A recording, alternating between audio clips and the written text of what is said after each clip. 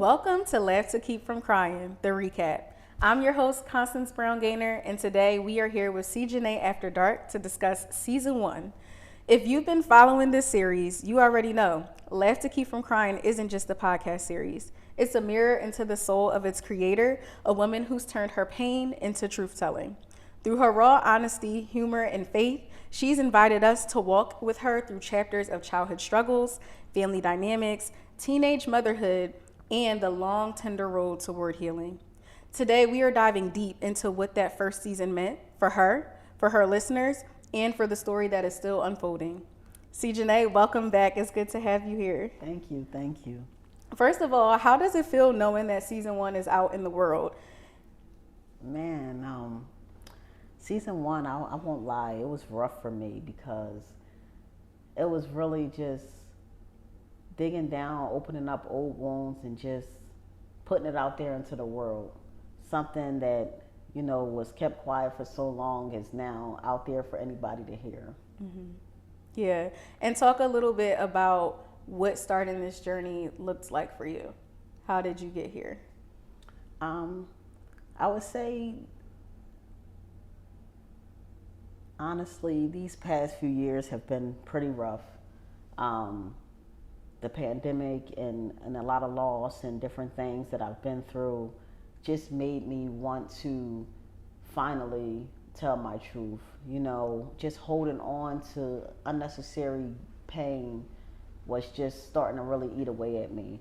So if I could find an outlet to do that and share with others, maybe even help others heal, it was a good for me. And today, where do you stand in your healing journey? How are you feeling now that this is out in the world and it's resonating with so many people? Part of me feels very free, and then another part of me feels still very nervous about being judged or, about what people will think about me. Some people know me for years, and I'm afraid when somebody goes to listen, somebody new goes to listen, they're like, wow, maybe they are quietly judging me. Maybe they're like, wow, I can't believe she went through all that. Yeah. I commend you because there's so much power in telling your story and freeing yourself. I'm sure there's so many people who are watching that have gone through similar things or are just struggling in their own way and just have not found an outlet for that. So I'm really proud of you for taking this step and for giving us, your story, showing us a little more about yourself. Let's hop right into the episode. So there's been 6 episodes in Season 1. Yes. If you watched the season finale, you'll know that there is a cliffhanger. She always ends with a cliffhanger. We can never wait to get to the next episode. But 6 episodes in Season 1. Let's start with episode 1 and talk a little bit about your family dynamic. You gave us a look into that a little bit, especially the relationship between your mom and your stepdad. How did you feel in those moments? And as a young girl caught in the middle of so much tension, how did you deal with that? Honestly, I just tried to find a way out. I think that's where I struggled a bit, to find the perfect outlet. It may have been trying to make friends with others. It may have just been going outside or going to do something maybe that I even didn't really want to do, just to block out the noise. I always used to put childhood into like this TV show box where it's so perfect and your parents tuck you in at night, but just going through all those struggles, it definitely made me change the way I look at things. Where do you think you got that TV idea from? And then, especially, I know you start this story out at a really young age. So was there ever a time in your young childhood where you did feel like you had a piece of that sort of TV perfect family lifestyle before things sort of started to shift? Coming up prior to where I started my story at around 12 years old, I'd say things were always about family. When I was growing up, I always had a birthday party every year. Even if it was just my family. I remember having, just simple food, balloons, just family over. That meant a lot to me. But when it came to just being at home with my mom and stepdad and siblings, I think some of the perfect times when everybody just put aside everything else and came together. We played games, watched movies, had dinner, and then that's when it felt like that sense of a TV family. Yeah. Thinking back to your younger self, just that little girl and all that she went through, what would you tell her about love, safety, forgiveness when you think about who you were at that age? Wow. I would probably tell her to open up, find somebody that you could trust, that you could talk to, even if it wasn't a parent, to confide in. Because I think a lot of what I went through was because I kept quiet about it. I mean, some things probably would still have happened, but I feel like if I would have found that person or a relative, a friend, somebody to just say, hey, look, I've been through this, what should I do? Or, I just think I would just tell her, like, find somebody you can talk to and just know that things will get better one day. That's good. And I know many people know that you have kids. So is that something, are you cognizant of the things that you went through and trying to invite them into that, or, protect them from some of the feelings that you felt growing up? I would definitely say it's definitely more on a protection side. I mean, I don't want to shield my kids too much that they don't experience anything. But at the same time, I find myself being definitely a big mama bear protector. I mean, if they go through something and they come home and, I'm ready, like, hold on, who's bothering you? Who's doing anything to you? But I also tell them, hey, everybody is not your friend, because I understand that they have to experience life for themselves and I won't always be there. But I definitely see me more as a protector than and definitely shielding them from the things that I've been through. Do you feel like you could overcompensate a little bit because of what you went through, or do you feel like you're super intentional about maybe not doing so? And it's okay to it's okay to be raw and real about it. Just curious. I mean, absolutely. I feel like I can be definitely way overprotective of them. I mean, it's just how I've always been since my first daughter.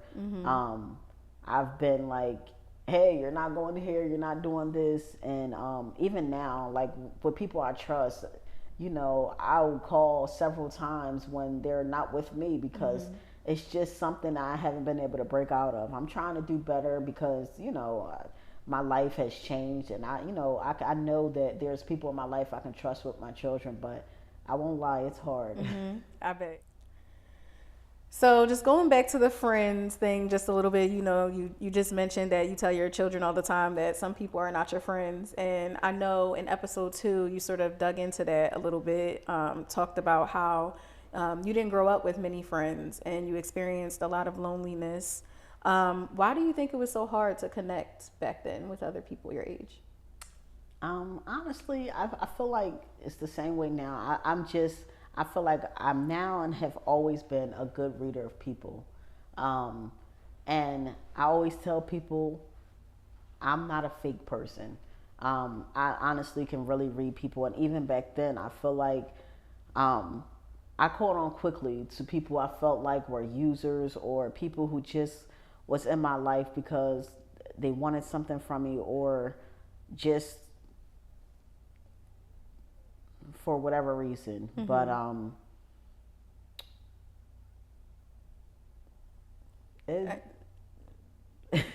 sorry, that was just the friend topic is always so hard for me because I don't see myself even now as having many friends because I mean they say if you have one good friend in your life, blessed, but it's just always been a hard topic for me. I'll say that. Yeah, I think it's a hard topic for many people, and I'll just share it for myself. Like, growing up, I had a lot of friends, so I mean, that's what I thought. I don't know if they were truly friends or acquaintances or whatever you want to call it. I just remember being around a lot of people and going to a lot of different sleepovers and things like that. But as you know, like when you become an adult and like friendships just get increasingly harder as an adult. And yeah, it feels like, especially today for some reason, it just feels so much harder to connect with people on a deeper level, not just like a surface level. So like I can completely like relate to you with that. And I know there's so many women, adults in general, that are like struggling through friendships now. So I know you said even today you don't really have that many friends. Do you think that season of your life shaped the way that you view friendships or relationships today? I would say yes. I think I put such a high expectation on what I look for in a friend now. Because when I was going through in the past, people who I thought would be there for me or, said I was their friend or best friend, they weren't necessarily there. I mean, now obviously when you're younger, preteen, teenager, it's hard. Everybody's going through their own adolescent stages, all their own life and everything else. So I didn't expect to have perfect friends, but I expected to have loyal ones. Yeah. And a lot of situations I've been through with friends, it was just crazy, even to the point of one of them actually trying to steal a boyfriend or whatever. Like it just was crazy. So now as an adult, when I look at friends, I'm like, I don't use that term lightly. If I call you my friend, you're truly my friend. What does friendship look like for you today? Like a healthy, good friendship. Like what would make you say that, yes, that's my friend? I would definitely say somebody who is reaching out. Like, I don't have to always pick up the phone and call them. They're like, hey, because, sometimes life be life and people always can't reach out, or friends, when you call them, it could be a month and I call you and pick up the phone like we were talking, like we just spoke yesterday, and you don't have any hard feelings because you haven't heard from me, because I have a life and I know that you have one. Somebody's that's just, like I said before, just loyal, not talking about you behind your back, because a lot of people do that. You have mutual friends, and then one minute they're talking about you, the next minute they're smiling in your face. I mean, just a real person, like a real person that can tell me when I'm wrong, to tell me when maybe I should change something, but with love. Just a loving person all around. But like I said, I don't expect a perfect friend. Yeah, that's good. Through Laugh to Keep from Crying, you're sort of learning to build a community through vulnerability almost. So talk to me a little bit about like what that has opened up for you. I know it comes with a lot of, it can come with a lot of fear, because you might be making a lot of friends through your story, like online, or like people that, and I don't even know if friends is the real word for it, but just talk to me a little bit about like becoming vulnerable publicly and inviting that sort of like community into your life. I would say it's definitely been a struggle, especially starting off. I think my first episode, it was pretty short, and it was pretty like really probably one of my rawest episodes, because I didn't know what I was getting myself into. I'm like, I'm going to tell my story, but then actually saying it out loud for just anybody who could just click on my YouTube page to hear has been fearful, because honestly, I don't know who's listening. People can subscribe, but you always don't see everybody who's subscribed to your channel. And then as the channel builds, and if I have hundreds or even thousands of people, I don't know. It could be people that I'm actually talking about in these stories. Now, one of the main things that takes away some of that fear is that I never use anybody's name, and I never will. And it's not because I don't, I'm afraid. It's just because I'm doing it for me, not to call anybody out. And if they feel called out and I never use the name, it's because they know it's for them. But this has just been, I guess, vulnerable all around. But when it comes down to it, I knew that would come with this series. Have you had, and like let's just keep it on the friend topic, have you had old friends or current friends like reach out to you about anything in this season specifically, or do you feel like people have been pretty like receptive? So you mean as far as after listening to any of the episodes? Yeah, okay. like have they been able to self-identify who they were in that story, and or have they, has it opened the door for any conversations or any healing with those old friends or current friends or whatever the case may be? Definitely. I had a couple of people reach out to me. They were able to know that they were a part of the story, and they knew specifically that I was speaking about them. They did reach out to me on social media. Okay. But I appreciated it. I was grateful. They did nothing but apologize for their part in my story. I was grateful for that, because some people can say, oh, you could have been apologized after all these years. Why would you apologize? Because it honestly takes a strong person to say, hey, I know that was me. Let me go ahead and search for her. Let me go ahead and reach out to her and actually apologize, because you can identify that something was you and still just keep quiet about it. Yeah. And then on the other note, I had somebody maybe think that I was talking about them, and they were like, if that was me, I'm sorry. Okay. So it definitely has opened up some conversations for me to say, hey, maybe what I'm doing is not, in vain. Yeah. I'm so happy to hear that people have reached out to you about it, and that especially, obviously when years pass, it might be easier to apologize and to receive that, right? Like we all made stupid mistakes when we were younger, and thank God we're not held to those things. But I'm happy to hear that people have reached out to you about those things.